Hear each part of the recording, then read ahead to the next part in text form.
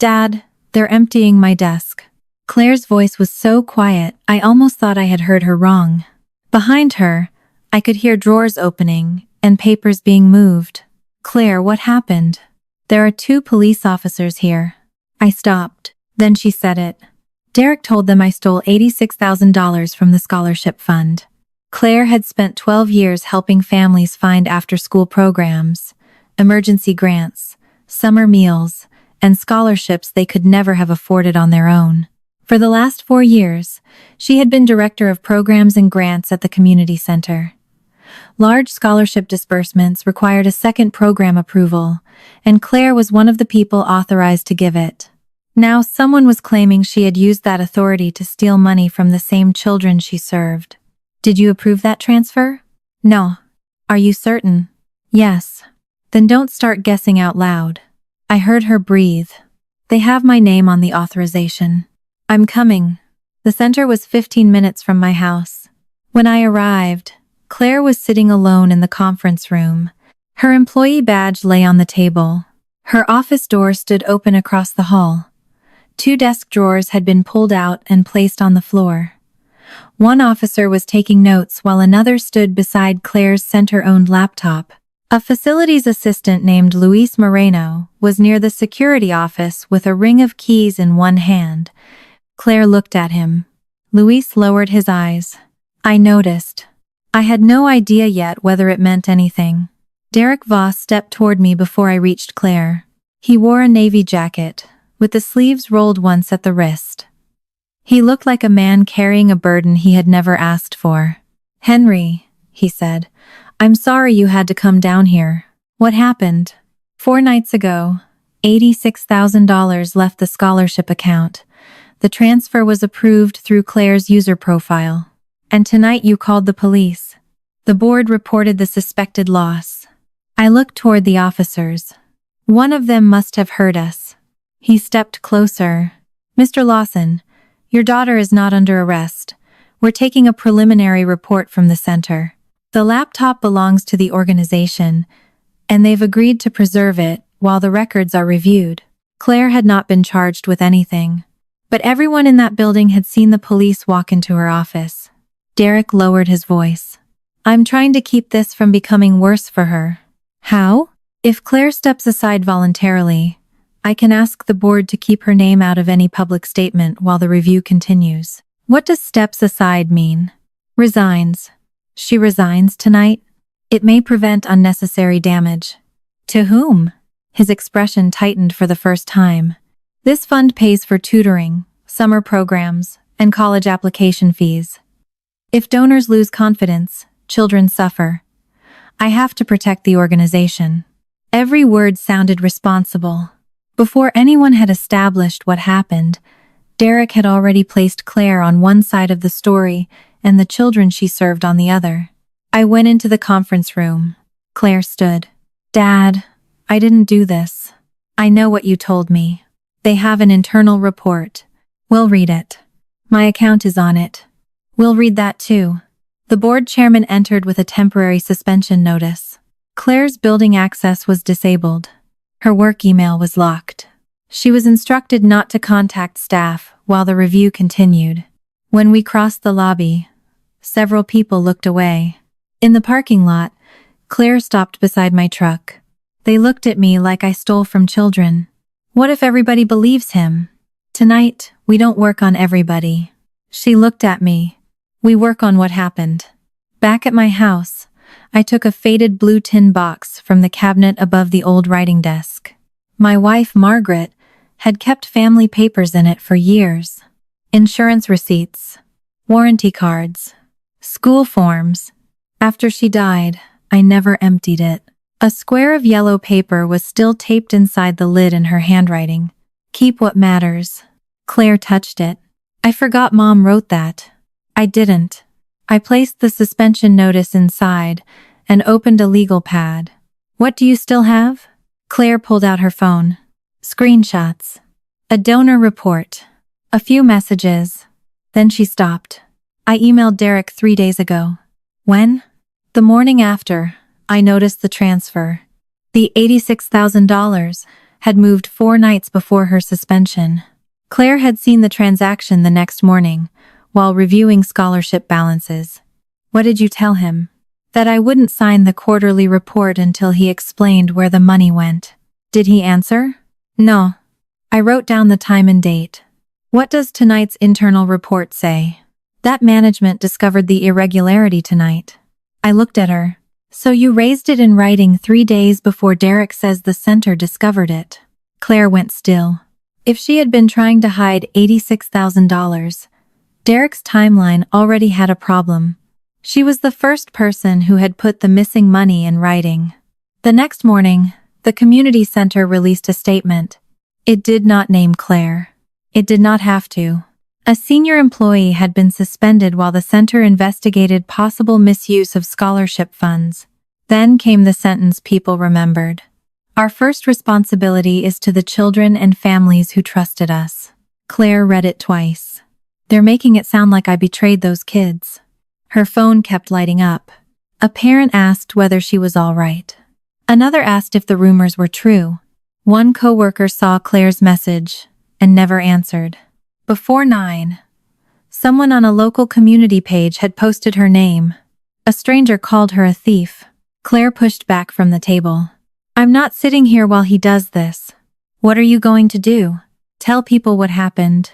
She began writing a public response. By the 3rd paragraph, she was naming Derek, accusing the board, describing the police, and promising to expose what they had done. "Let me read it." She handed me the phone. I finished and gave it back. "Don't post that." Her face hardened. "He gets to speak first and I'm supposed to say nothing?" "No. I'm saying you're angry, and right now he benefits from angry." She stared at the screen. Then she deleted the draft. "When did you first start questioning the expenses?" "About 2 months ago." "Start there." The first things had been small. Invoices from vendors she did not recognize. Consulting charges attached to programs that had never hired consultants. One community outreach payment so high, she checked it twice. Claire asked Derek for the supporting documents. He told her the board had approved everything. When she kept asking, his tone changed. He started saying she was overworked. Then that she was too emotionally involved with scholarship families. During one staff meeting, he joked that Claire could turn a $10 discrepancy into a federal case. Everybody laughed. Claire had laughed too. "I thought he was teasing me." The following week, Derek told the board chair Claire was struggling to keep up. She had not missed deadlines. She had not lost records. She had not failed an audit. But the idea that she was overwhelmed existed before the missing money became public. Claire began writing down what she remembered. Later that morning, we met Mara Ellis, an employment attorney with years of nonprofit experience. She listened until Claire finished. Then she asked, "Do you still have the email where you refused to sign the quarterly report?" "Yes." "Keep the original." Mara turned to me. "Have either of you contacted staff?" "No." "Accessed center systems?" "No." "Keep it that way." That afternoon, Mara sent the center and its outside counsel a formal preservation notice covering authentication logs, building access records, approval histories, original financial documents, security footage, board communications, and records connected to Claire's suspension. The notice did not force anyone to hand those records over. It prevented them from disappearing. The following day, the board's outside counsel agreed to a limited exchange of records before an emergency personnel hearing. The board wanted enough information to decide whether Claire should remain suspended, be terminated, or be cleared to return. That gave Mara a lawful path to the records that mattered most. Later, Derek called me. "Not Claire. Me?" "I wanted to speak man to man," he said. I waited. "I think Claire is making this harder on herself." "How?" "She has always struggled when numbers stopped making sense to her." My jaw tightened. Then he added, "Maybe she learned that from you."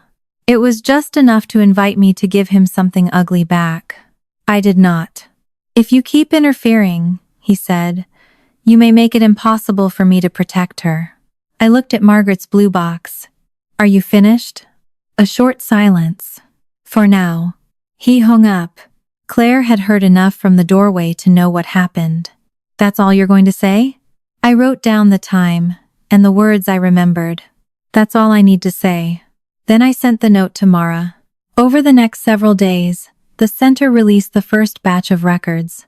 One item was a security still taken 3 nights before the transfer. Claire was leaving an administrative hallway late in the evening with a thick manila envelope under her arm.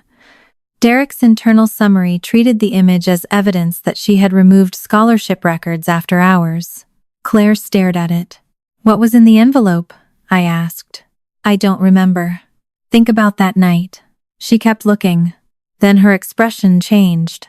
The scholarship applications. A ceiling leak had started above the filing cabinets.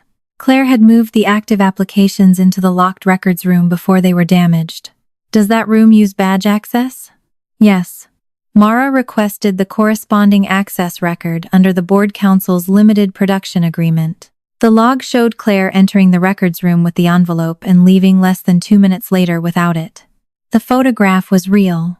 The conclusion Derek had attached to it was not. Claire's account had been opened at 10:38 on the night the transfer was approved. But her building badge never entered the center. Remote access was still possible. Then the authentication record arrived. Claire's personal authentication key had not opened the account. An administrator override had. Can Claire use that override? I asked Mara. No. Who can? 3 people had that authority at the time. Derek was one of them. Claire leaned forward. So Derek did it. Mara stopped her. No. Someone used an administrator override. That is what we know. We were not going to beat a false accusation by making a premature one of our own. Around the same time, Mara found Denise Harper. Denise had served as volunteer treasurer on the center's finance committee 2 years earlier. Claire remembered hearing that Denise had been difficult. Mara found an old board dispute involving consulting expenses. Denise agreed to meet us in a public library meeting room. She carried one thin folder. I never thought anyone was stealing, she said. I thought Derek was hiding a bad quarter. Inside were budget drafts and 3 old emails. One showed Derek asking Denise to move a consulting expense out of a category that required board discussion and into general program services, where it would receive less scrutiny. Claire read it twice. He told me the board had already approved those consultants. Denise looked at her. He told me the board didn't need to see them. Different years. Different explanations. The same kind of expense. Denise had not solved Claire's case. She had simply kept a piece of something she had never understood. On the way out of the library, Claire stopped. Louis. I remembered him standing by security the night Claire was suspended. He closes the building most nights, she said. We gave Mara his name. Then we left it alone. The story reached local television before the next records arrived. Scholarship fund under investigation. Claire's photograph appeared beside the headline. Derek gave a short statement. Trust has to matter more than loyalty to any one employee. Claire turned the phone face down. I hate how believable he sounds. He knows his audience. The next batch of IT records changed the direction of the case. The administrator session that opened Claire's profile did not originate from her home. It came through a wired connection inside the executive office. Derek's office. Mara still did not call that proof. Then the center's own bank statement supplied another piece. It showed that the $86,000 had been sent to an LLC, not directly to the vendor listed in Derek's internal report. Mara checked the state corporate filing. The LLC listed Derek's brother-in-law as its manager. Again, it did not prove Derek stole anything. But for the first time, the records were asking questions about someone other than Claire. The board scheduled an emergency hearing. That evening, Derek sent Mara his final evidence package. Claire read it at my kitchen table. Her username was there. A spreadsheet she had created was there. The security photograph was there. The transfer authorization carried an electronic approval under her profile and displayed a signature that looked exactly like hers. If I didn't know me, Claire said, I'd believe this. Mara arrived 20 minutes later. The important thing is that we understand what this document actually shows. Claire pointed to the signature. That is my signature. The image is yours. What's the difference? The approval system stores a signature image in each authorized manager's profile. When an approval is recorded, the system places that stored image on the form automatically. Claire stared at her. So whoever opened my profile with the administrator override could make the form display my signature. Yes. No one had needed to imitate Claire's handwriting. The system had done it automatically once her profile was used. Mara opened the preserved file history. The authorization had been created at 3:14 that afternoon. The system showed Claire's approval being added at 10:41 that night. But the original file had been created on the workstation assigned to Derek's office 7 hours before Claire supposedly approved it. The document looked convincing because nearly everything around the false conclusion was real. Claire's name, her spreadsheet, the signature image. Her account had actually been opened. The question was, who had used it? Mara's phone rang. Luis had agreed to speak with the board's outside counsel. He knew one fact that mattered. Derek had been inside the center on the night of the transfer. Luis had been closing the facility. Derek told him he was staying late because of server maintenance. Then he asked Luis to disable the hallway motion alert outside the executive offices for 30 minutes. Luis had not seen Derek transfer money or access Claire's profile. He could only put Derek in the building and explain why one hallway sensor had gone quiet. At 9:15, Claire's phone rang. Derek, she answered. I'm hoping we can still avoid tomorrow, he said. Claire said nothing. I sent Mara a resignation agreement. If you sign tonight, I'll recommend that the board describe this as an internal personnel matter. And the outside investigation? I can't control that. Then what exactly are you offering? A chance to stop making this worse. He lowered his voice. I have your account record, your spreadsheet, and your approval. Claire's breathing changed. You can still end this quietly. She looked at me. I stayed in my chair. For a second, I thought she wanted me to take the phone. I did not. Bring your evidence tomorrow, she said. A pause. I intend to. So do I. She ended the call. Her hands shook. I almost signed it. I know. You weren't going to stop me? No. She did not like the answer at first. Then she understood. I could sit beside her. Mara could protect the record. But if I made every choice for Claire, then Derek would still have taken something from her. The board met the next morning in the center's largest conference room. 7 board members were present, along with the board's outside counsel, an independent auditor, Mara, Claire, Derek and his attorney, and 1 staff observer permitted under the center's personnel policy. I sat beside Claire as her support person. No audience. No theater. Derek did not attack Claire. He said he wished none of them were there. Then he walked the board through his evidence. The spreadsheet came first. Claire created this file. The board chair looked at her.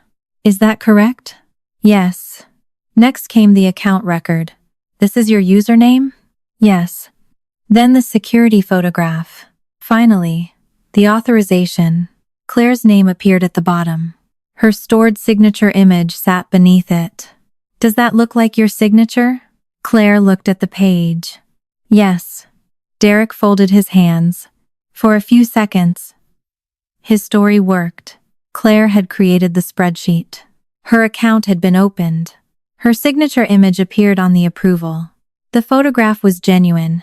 Every piece contained something true. Derek leaned forward. Claire discovered the irregularity because Claire was in a position to create it. The board chair turned toward Mara. Miss Ellis? Mara opened one folder. That conclusion depends on where you stop reading. She placed the building access report beside the account log. Claire's profile was opened at 10:38 that night. Her badge never entered the center. Derek answered immediately. Remote access. Mara moved on. Her personal authentication key was not used. An administrator override opened the profile. Derek's attorney shifted. Derek remained composed. Then we may have a systems problem. That is why we compared the connection records. Mara placed another page down. The administrator session came through a wired connection inside the executive office. Derek leaned forward. That office serves more than one computer. The auditor checked the report. Tfo. Derek looked at the board. Exactly. Mara turned to the bank record. The center's bank statement shows that the $86,000 was sent to an LLC, not directly to the vendor identified in Mr. Voss's report. She named the manager listed in the state filing. Derek's brother-in-law. Derek's voice hardened. A family connection does not prove theft. No, Mara said. It doesn't. She was not asking the board to guess. Derek pulled the authorization toward him. This is what matters. Claire's approval released the money. The board chair looked at Claire. Does this document display your signature? Yes. Is the spreadsheet yours? Yes. Is the user profile yours? Yes. For one dangerous moment, Claire sounded like the person Derek had described. The chair turned toward the auditor. If the authorization itself is genuine, some of the remaining discrepancies may have another explanation. There it was. The closest Claire came to losing. Mara opened the original file history. The approval image is genuine because the system pulled it from Claire's stored profile. The question is, who opened that profile? She pointed to the creation timestamp. The authorization file existed at 3:14 that afternoon. Claire's profile was not used to approve it until 10:41 that night. Where was the original file created? The chair asked. On the workstation assigned to Mr. Voss's office. Nobody spoke. Derek leaned forward. Anyone in administration could have used that computer. Mara nodded. That is possible. Then Luis was asked to enter. He looked uncomfortable. He answered only what he knew. Derek had still been in the building that night. He said he was staying for server maintenance. He asked Luis to disable the hallway motion alert outside the executive offices for 30 minutes. Luis did not accuse Derek of stealing. Denise joined by video. She described the old consulting expense dispute and Derek's request to move those expenses into a category that received less board scrutiny. No one claimed her experience proved the current theft. It showed the board that Claire's questions about consulting expenses had not appeared from nowhere. Derek turned toward me. This entire campaign was built by her father. I did not answer. He contacted former staff. He interfered with an internal investigation. Still nothing. Derek looked at Claire. You know that's true. Claire turned toward him. My father didn't find those transfers. Derek stopped. I did. Her voice was quiet enough that everyone had to listen. I found the missing money before your audit said there was missing money. I asked questions before anybody accused me of anything. She looked around the table. He just believed me long enough for the records to catch up. After that, nobody looked at me. They looked at Claire. The board recessed. When it returned, the recommendation to terminate Claire was withdrawn. She was moved to paid administrative status while an independent forensic review was completed. Derek was placed on immediate administrative leave. The board's counsel was instructed to preserve and turn over the relevant records to outside investigators. The center also issued an interim statement, saying that no finding of wrongdoing had been made against Claire. It was not full exoneration, but Derek no longer controlled the investigation. Claire cried when we reached the parking lot. For the first time, the room had stopped treating his version as the only possible one. That afternoon, Mara came to the house with a letter from Derek's attorney. Claire saw the law firm name. What now? A demand letter. It accused Claire and me of orchestrating a campaign to damage Derek's reputation by contacting former associates, challenging his financial decisions, and spreading allegations before the review was complete. The letter threatened claims for defamation and interference if we did not stop discussing Derek with investigators and witnesses. Claire stared at me. They're trying to scare us into shutting up. I read the letter twice. Then I placed it beside Margaret's blue tin box. Good. Claire frowned. How is that good? Because if he wants to turn his version into a legal claim, eventually he has to attach records to it. 6 weeks later, most of what had terrified Claire looked different. It looked like paper. The independent review confirmed that Claire's profile had been opened through an administrator override rather than her personal authentication key. It confirmed that the authorization file had been created on Derek's workstation before Claire supposedly approved it. And it confirmed that the $86,000 had been routed through the LLC managed by Derek's brother-in-law. The board formally cleared Claire. Derek was permanently removed. The center submitted a supplemental statement to police correcting the information in its original complaint and turned the full forensic package over to state investigators, who took responsibility for the deeper financial case. That investigation would take time. Claire did not need to wait for it to get her name back. The center issued a public correction. The defamation threat disappeared. Mara explained why, over coffee. If Derek files, we get discovery. Claire looked at her. So? His emails, vendor communications, financial records, and the documents behind the accusations become relevant. Claire understood. He'd have to produce the records he spent all this time trying to control. Exactly. No lawsuit was filed. The board also reopened several older financial decisions. That included Denise's dispute. She received a written correction, acknowledging that her concerns about the consulting expense classifications should have been reviewed rather than dismissed. It did not restore the years she had spent believing she had been the problem. But when Claire called her, Denise was quiet for a long time. Then she said, "At least it exists on paper now."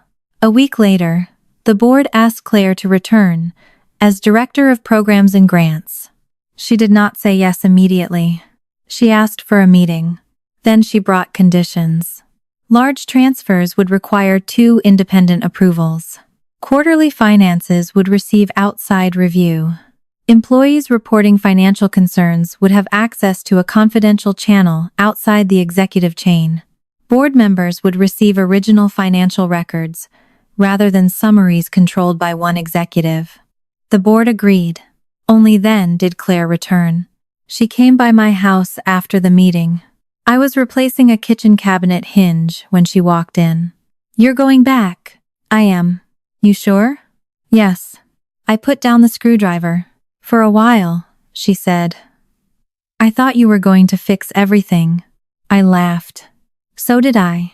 She looked surprised. "I was wrong." "About what?" "I thought my job was to find the one thing that proved you were innocent." Claire waited. "But that wasn't the important part." "What was?" "Making sure fear didn't make your decisions before the truth had time to catch up." She looked at me. "You never told me what to say at the hearing."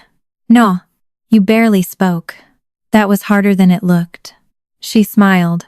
"I know." Then she noticed the blue tin box. The suspension notice was still inside. Copies of Mara's letters. Our first handwritten timeline. Margaret's note remained taped inside the lid. "Keep what matters." Claire had brought the formal letter clearing her name. She folded it once and placed it inside. Then she stopped. A moment later, she took it back out. "What are you doing?" "I don't need to keep proof that I didn't steal it." She found the email she had sent 3 days before her suspension. The message where she refused to sign the quarterly report until the missing scholarship transfer was explained. She placed that inside instead. I understood. The exoneration letter proved other people had eventually believed Claire. That first email proved she had trusted her own judgment before anyone else did. Claire closed the lid. Mom would like that. She would.